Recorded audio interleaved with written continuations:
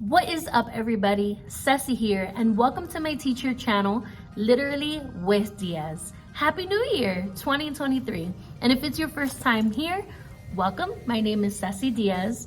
I am a high school English teacher in Central Florida, and I started a YouTube channel a little bit towards the end of last year, and I just wanted to kind of share my experience, my thoughts, my tips on how to survive high school. I feel like there's a lot of content out there on YouTube for elementary school, middle school, but there's not that much out there for high school.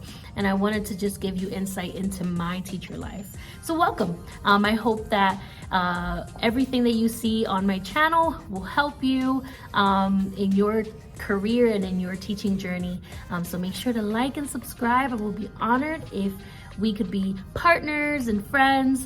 So go ahead and hit that like button and subscribe to my channel. Well, without further ado, once again, Happy New Year. It's 2023. It's a brand new year, brand new goals.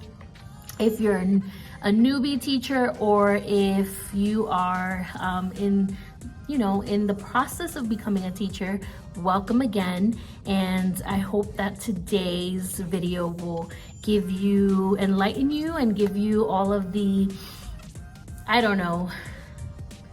give you everything that you need to know about teaching and everything that I've learned from it. The title of this channel is 11 Things I Wish I Knew Before Going into Teaching. So I'm just gonna get right into it. So, number one, your sleep schedule will change. Your bathroom schedule will change. I feel like when it came to becoming a teacher, I don't think no one's talked about the importance of taking your breaks and going to the bathroom. And I feel like as a teacher, going to the bathroom whenever we feel like it is definitely a luxury, and our sleep schedule is definitely also something that we come into the career not knowing how it's going to change. So in high school, I do wake up at 5 in the morning. I try to get here at 6:30, by 6:30, just to kind of give myself 45 minutes to start the day, turn things on, get in the groove of things. And then our school starts around 7:15-ish. So remember, it's high school, so it's earlier than middle school and elementary school, but yes. Your sleep schedule will change, your bathroom situation will change. You won't be able to go to the bathroom as often as you'd like. So I would say if you're a newbie teacher or you're wanting to become one, definitely keep that in mind. Your sleep schedule will change, and also you may not go to the bathroom as often as you would like. So yes, try to limit your water intake, or just try to control yourself so that you're not constantly needing someone to cover you to go to the bathroom.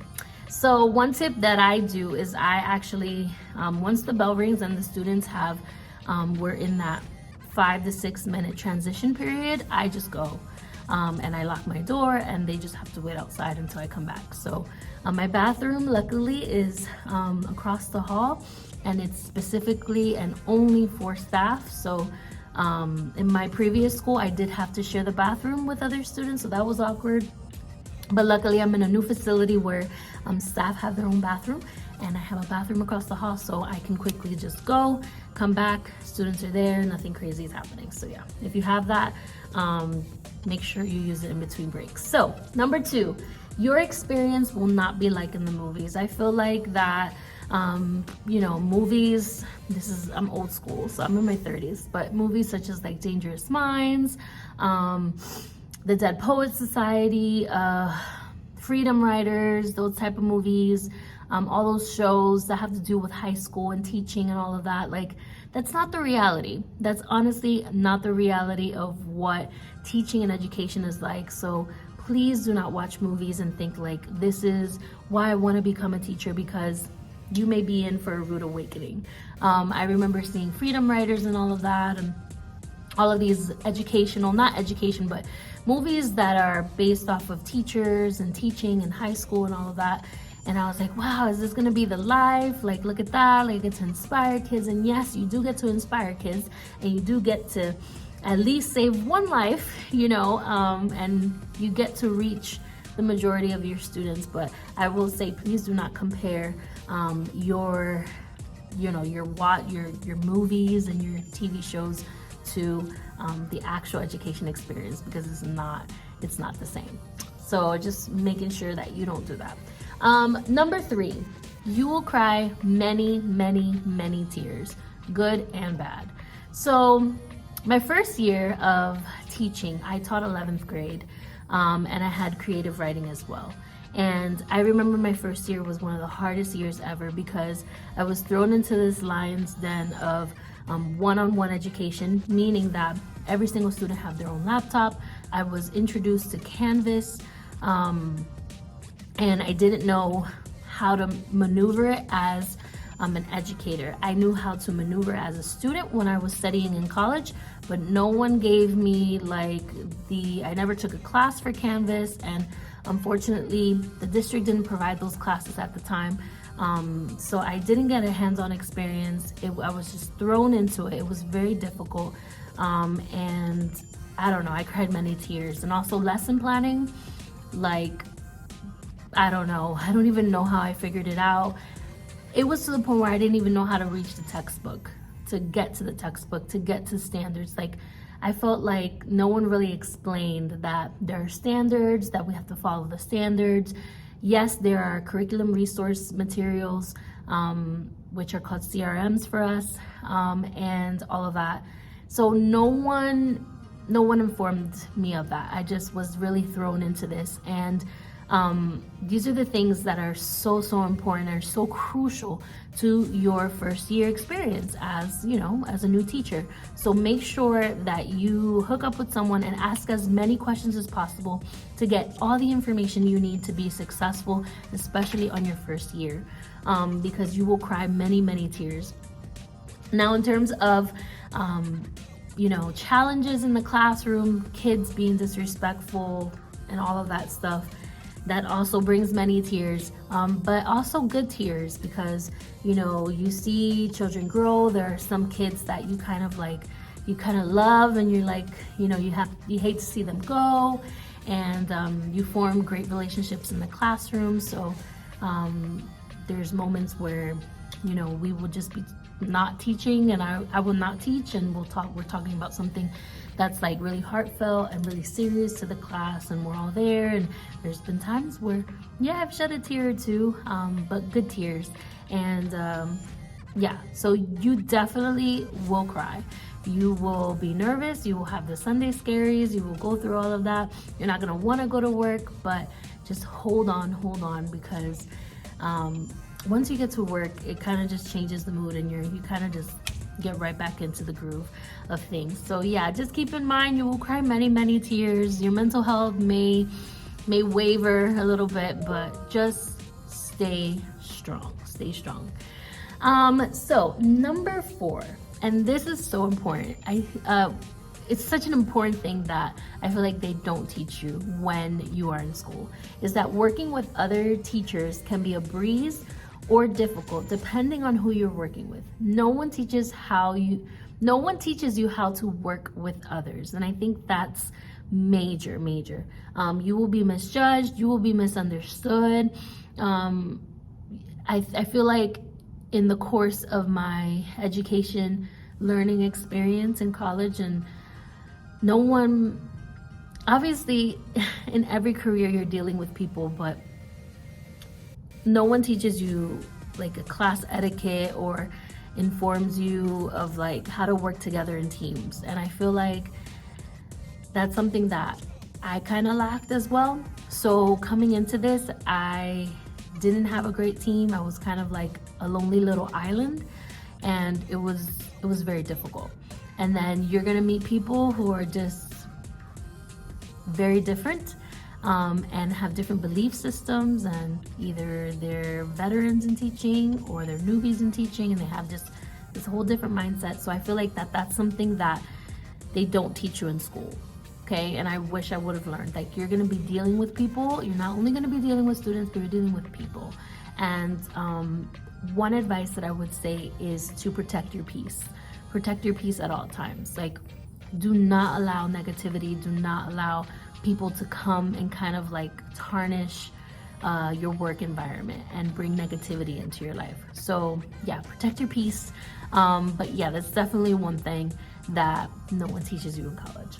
So number 5 is you won't be able to save every student, and that's okay. I feel like as new teachers, we come into this career thinking like we're gonna reach every single student we're gonna have a great relationship with. We are going to move forward, they're going to pass, and you have the hopes, and that's okay. And that's like the greatest thing of knowing that you are coming into this ready to do the best you can for each and every student. But I will give you a heads up. You will not be able to save all of them. And the reason why I say that is because I personally came into teaching with that mindset. And unfortunately, there are some that are just, honestly, you don't want them to fall through the cracks, but they are going to fall through the cracks. There are going to be students who are not interested in having a relationship with you for many reasons that are out of your control. So just continue pushing through. Don't lose sleep. You know, I think one thing in my first year was that I lost sleep for that one student who I did not connect with. And I remember crying many, many tears, and my mental health was like, it was bad because I was thinking about that one student. But honestly, it got to the point where I was like, yo, like, I can't do this. My mental health is so much more important, you know, than all of this. And as long as you're reaching those that are wanting to receive that support, that's all that matters, you know. So protect your peace also with that, because that is super, super, super important, especially for a new teacher. You're gonna want to save them all, but unfortunately, you won't be able to. And if you can, let me know in the comments below how you did it, because it's been a journey and it's been hard. So moving on, and if you see me looking to the sides, because I have them written down because I do not have these memorized. Going on to the next one, for number 6, is that being the teacher you aspire to be will take time. So when I say that is that not everybody who tells you how to teach can teach. And what I mean by that is teacher social media. Like honestly, teacher Gram and teacher TikTok and teacher all of that is amazing. And I feel like we have this misconception that what they're putting out there and how they're doing things is the right thing to do, and it's the thing that you should do. But honestly, you are going to get into the groove of how you teach and who you are as a teacher. You're gonna find yourself. I feel like there's a huge misconception is that we need to do it this way because this is the expert. The expert is putting out that material. The expert is giving out that tip, and this is what we need to do. But I will say that every single class is different. I have had, and even this year, I have had students who act a fool in other classes, and like I'm getting emails from their other teachers like, how are you dealing with their, you know, with their behavior? And I'm like, bro, like in my class they're pretty good, you know what I mean? So it's like every single student is different, every single classroom is different. What may work with one class may not work for another, and you're gonna learn that. So please keep that in mind. Following teachers on Instagram is great. I do that. And watching other YouTube, you know, channels, and like honestly, I'm giving you my advice, but the way that I teach and the way that I set the tone for my students may be different from yours, and that's okay. And that's just the way the cookie crumbles. Like I don't even know what else to explain, but I need you to understand that you are your own teacher. You know your kids. You have your own environment here. This is like your little cave. This is your safe place. These are your students' safe places. So just come to terms with that. You will definitely be the teacher that you aspire to be, but it's going to take time. So through experience and throughout the years and through challenges and through achievements, you will become that teacher. I promise you. So moving on to number 7, Teaching is a sacrifice, but don't let that get in the way of your personal life and family. Grading, planning can wait. They say in teaching you will work long hours, but don't let that take over your life. And that's something that I learned also my first year of teaching. Please don't go into this, I'm gonna bring home work. And that was my first year. And I believe I had like a 2-year-old at the time. And 2-year-olds require a lot of attention. And I was bringing home essays and grading after dinner. And I was so exhausted, so stressed out. And honestly, it got to the point where I was burnt out. So I stopped doing that. When my contract time is over, it's over. Grading can wait, planning can wait. Like, it seems so terrible, but honestly, I leave when my contract time is over. I stop working because I gotta go pick up my kid. I gotta go, switch the hat. I have to become a mom. I have to become a wife. I have to do my afternoon routines with my daughter. So those are things to keep in mind. You have a life. Your personal life is most important. Your family is the most important. And I feel like that's something that they don't teach you, okay? You're going to feel overwhelmed, but honestly, just prioritize and put boundaries around your work life and your home life. And I promise you, you will be successful and you won't feel so burnt out, okay? All right, number 8, we're almost done. No one knows what they're doing, including you. There will be times when you will never feel prepared or all over it, no matter how much preparation is done. And it's true. Honestly, no one really knows what they're doing. Even the experts, they have their off days. There are times where what I had mentioned before, what works for one period doesn't work for another period, and I've had to scramble and change things around. And depends on the dynamic, it depends on the kids that you have. If you have challenging kids in the class, you may not want to do a group activity, things of that nature. So, you have to kind of set yourself up when it comes to planning, plan in general, but you might have to alter some things depending on the periods, depending on the type of classes you have. So just keep that in mind. And the experts, they do know what they're doing, but honestly, they have their off days. I feel like last year especially, our admin, let's just keep it general. Our admin was like, oh, this particular teacher, she works magic in her classroom, all the time, pushing. We had to be exactly like her. And honestly, it was just not gonna happen. It's not gonna happen. And I know that, yeah, she works her magic in the classroom, but she does have her off days. She does have challenging students. And if your admin's doing that, you gotta check them, because they shouldn't be doing that. Like I said before, every teacher is different, every teacher's style is different, every classroom management is different, and my lights turned off. So yeah, every teacher is different, every classroom management is different, all of that. So just keep that in mind. These are things that honestly I wish somebody would have prepared me going into this. So yeah, I'm telling you now. Number 9. It's okay to reteach, change things from day to day or hour to hour. Sometimes things don't work out, and that's okay. And that goes with number 8. You're not expected to know it all, so take risk, and it's okay to make mistakes and learn from them. What will work for one teacher might not work for your kids, and that's okay. And that goes together with number 8. So no one knows what they're doing, okay? So keep that in mind. People have their off days, and that's okay. Number 10, differentiation.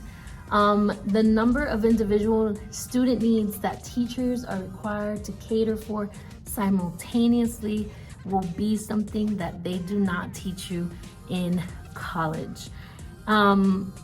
Yes, you will have classes on how to teach ESC kids. Yes, you will have classes on diversity, technology, and all of that. But honestly, no one has a class of or a training, and if they do, please let me know. But honestly, from my experience, this is my opinion. I didn't go to a class or training where it's how do I handle everyone's different learning styles. We have the audio, we have the visual, we have a hands-on learning experience. We have students that have developmental delays, who have IEPs, which are individualized, oh my God, individualized educational plan. There are 504s. You're gonna learn all of this terminology once you become a teacher, and that is something that they don't teach you. You're gonna have to give students accommodations, the accommodations that they require, all at the same time. And it can be quite stressful. And the paperwork behind it is also quite stressful, but it's much needed. So make sure you do what you have to do. But yeah, differentiation is definitely something that they probably talk about in class, or they probably talk about in college. But once you're live with the students and you have to do all of that at the same time, yeah, it can be very overwhelming. Some students require notes when everything is digital. Some students require small groups, while others are individual, want to work individually. Some require screen readers. Some require redirection and focus and verbal cues and all of that. So that is something that you're gonna have to learn once you come into this career. And finally, number 11, classroom management. The energy and skill that needs to go into classroom management before you can actually teach your subjects. I feel that there is a class out there for classroom management. And there is, I remember taking one. But when it's live, it's different. So do your research, okay?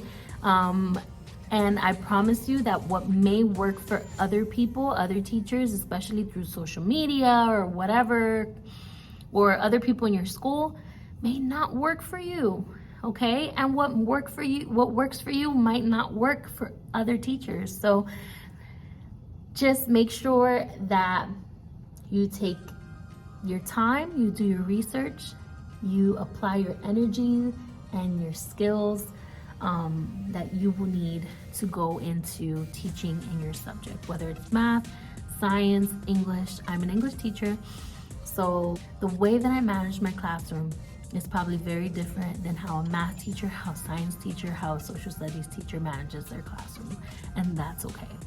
So that's it. That's it for my 11 things I wish I knew before going into teaching.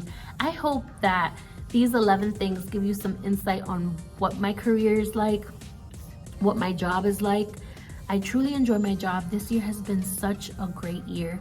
My students have been amazing, and I thank the Lord for that, because I have had some quite challenging years, but they are behind me. And now I'm moving forward, and it's January, and I'm so excited for my seniors, because in about 5 months they're going to be graduating and their lives are going to be changing forever. And I'm going to be sad at the same time, because I will never be their English teacher again. And we talked about it a little bit in December, and it was kind of sad. But they are amazing students, and I really lucked out this year. And I'm so grateful for each and every one of them. But I just want to let you know things that I've learned throughout my years in education, and I hope and pray that you got some insight. And I tell you all of this not to scare you, especially if you are a newbie teacher. I'm giving you these tips and these